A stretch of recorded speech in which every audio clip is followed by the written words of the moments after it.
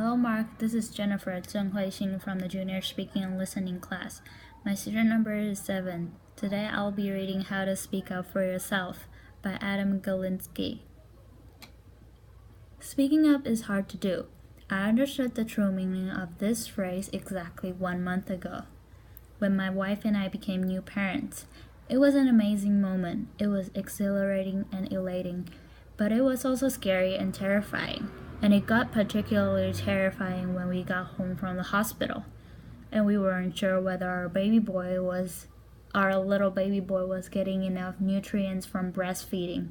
And we wanted to call our pediatrician, but we also didn't want to make a bad first impression or come across as a crazy, neurotic parent. So we worried and we waited. When we got to the doctor's office the next day, she immediately gave him formula because he was pretty dehydrated. Our son is fine now, and our doctor has reassured us we can always contact her. But in that moment, I should have spoken up, but I didn't. But sometimes we speak up when we shouldn't, and I learned that over 10 years ago when I let my twin brother down. My twin brother is a documentary filmmaker, and for one of his first films, he got an offer from a distribution company. He was excited, and he was inclined to accept the offer, but as a negotiations researcher, I insisted he make a counter offer, and I helped him craft the perfect one. And it was perfect. It was perfectly insulting.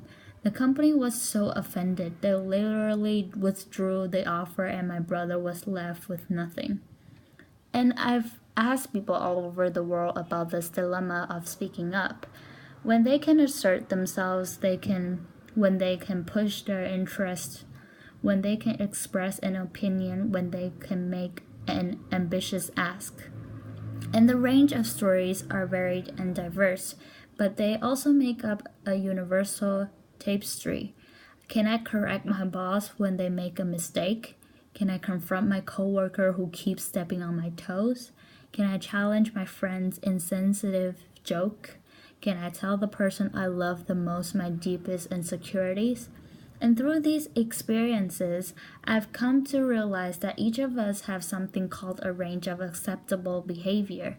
Now, sometimes we're too strong. We push ourselves too much. That's what happened with my brother. Even making an offer was outside his range of acceptable behavior, but sometimes we were too weak. That's what happened with my wife and I. And this range of acceptable behaviors, when we stay within our range, we're rewarded. When we step outside that range, we get punished in a variety of ways. We get dismissed or demeaned or even ostracized. Or we lose that race or that promotion or that deal. Now, the first thing we need to know is, what is my range? But the key thing is our range isn't fixed. It's actually pretty dynamic. It expands and it narrows based on the context. And there's one thing that determines that range more than anything else, and that's your power. Your power determines your range. What is power? Power comes in a lot of forms. In negotiations, it comes in the form of alternatives. So my brother had no alternatives. He lacked power. The company had lots of alternatives. They had power. Sometimes it's being new to a country, like an immigrant, or new to an organization, or new to an experience, like my wife and I as new parents. Sometimes it's at work, where someone's the boss and someone's the subordinate. Sometimes it's in relationships where one person's more invested than the other person. And the key thing is that when we have lots of power, our range is very wide. We have a lot of leeway in how to behave, but when we lack power, our range narrows. We have very little leeway. The problem is that when our range narrows, that produces something called the lower power double bind. The lower power double bind happens when if we don't speak up, we don't unnoticed. But if we do speak up, we get punished. Now, many of you have heard the phrase the double bind and connected it with one thing, and that's gender. The gender double bind is women who don't speak up to unnoticed, and women who do speak up get punished. And the key thing is that women have the same need as men to speak up, but they have barriers to doing so. But what my research has shown over the last 2 decades is that what looks like a gender difference is not really a gender double bind. It's really a low power double bind. And what looks like a gender difference are really often just power differences in disguise. Oftentimes we see a difference between a man and a woman, or men and women, and think biological cause. There's something fundamentally different about the sexes, but in study after study, I've found that a better explanation for many sex differences is really power. And so is the low power double bind, and the low power double bind means that we have a narrow range and we lack power. We have a narrow range and our double bind is very large. So we need to find ways to expand our range, and over the last couple of decades, my colleagues and I have found two things really matter. The first, you seem powerful in your own eyes. The second, you seem powerful in the eyes of others. When I feel powerful, I feel confident, not fearful. I expand my own range. When other people see me as powerful, they grant me a wider range. So we need tools to expand our range of acceptable behavior. And I'm going to give you a set of tools today. Speaking up is risky, but these tools will lower your risk of speaking up. The first tool I'm going to give you got discovered in negotiations in an important finding.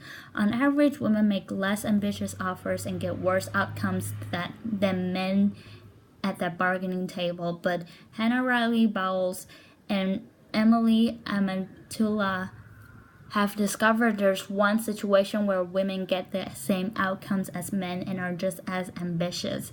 That's when they advocate for others. When they advocate for others, they discover their own range and expand it in their own mind. They become more assertive. This is sometimes called the mama bear effect, like a mama bear defending her cubs. When we advocate for others, we can discover our own voice. But sometimes we have to advocate for ourselves. How do we do that? One of the most important tools we have to advocate for ourselves is something called perspective taking. And perspective taking is really simple. It's simply looking at the world through the eyes of another person. It's one of the most important tools we have to expand our range. When I take your perspective and I think about what you really want, you're more likely to give me what I really want. But there's a problem. Perspective taking is hard to do, so let's do a little experiment. Well, I want you all to hold your hands just like this, your finger, put it up. And I want you to draw a capital letter E on your forehead as quickly as possible. Okay, it turns out that we can draw this E in one of two ways, and this is what originally designed is as a test of perspective taking. I'm going to show you two pictures of someone with an E on their forehead. My former student, Erica Hall, and you can see over there's the correct E. I drew the E so it looks like an E to another person. That's the perspective thinking E because it looks like an E from someone else's vantage point. But this E over here is the self-focused E when we often get self-focused. And we particularly get self-focused in a crisis. I want to tell you about a particular crisis. A man walks into a bank in Watsonville, California, and he says, "Give me $2,000 or I'm blowing the whole bank up with a bomb." Now, the bank manager didn't give him the money. She took a step back. She took his perspective and she noticed something really important. He asked for a specific amount of money, so she said, "Why did you ask for $2,000? And he said, "My friend is going to be evicted unless I get him $2,000 immediately." And she said, "Oh, you don't want to rob the bank. You want to take out a loan." Laughter. "Why don't you come back to my office and we can have you fill out the paperwork?" Laughter. Now, her quick perspective taking diffused a volatile situation. So when we take someone's perspective, it allows us to be ambitious and assertive, but still be likable. Here's another way to be assertive but still be likable, and that is to signal flexibility. Now imagine you're a car salesperson and you want to sell someone a car. You're going to more likely make the sale if you give them two options. Let's say option A, $24,000 for this car and a 5-year warranty. Or option B, $23,000 and a 3-year warranty. My research shows that when you give people a choice among options, it lowers their defenses and they are more likely to accept your offer. And this doesn't just work with salespeople. It works with parents. When my niece was 4, she resisted getting dressed and rejected everything. But then my sister-in-law had a brilliant idea. What if I gave my daughter a choice? This skirt or that skirt? Oh, this shirt or that shirt?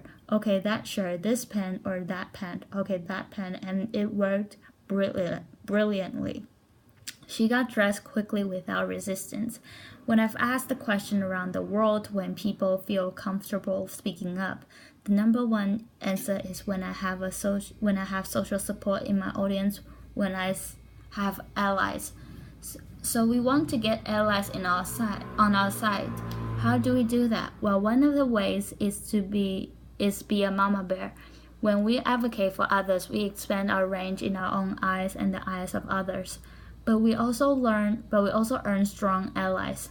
Another way we can earn strong allies, especially in high places, is by asking other people for advice. When we ask others for advice, they like us because we flattered them and we are expressing humility. And this really works to solve another double bind, and that's the self-promotion double bind. The self-promotion double bind is that if we don't advertise our accomplishments, no one notices. And if we do, we are not likable. But if we ask for advice about one of our accomplishments, we are able to be competent in their eyes, but also be likable. And this is so powerful, it even works when you see it coming.